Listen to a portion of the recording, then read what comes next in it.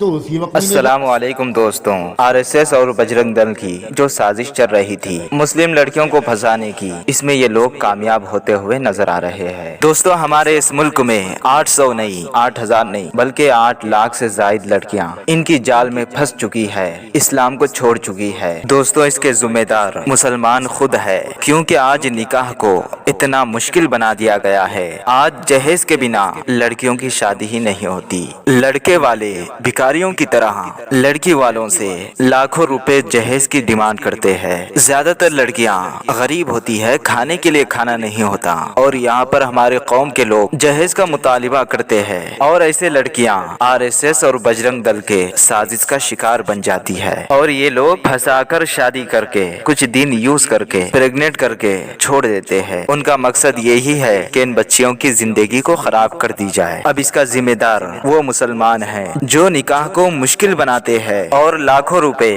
جہیز کی بھیک مانگتے ہیں۔ اس پر آپ کی کیا رائے ہے؟ کمنٹ کر کے ضرور بتائیں۔ وہاں سے ویڈیو دیکھ سکتے ہیں۔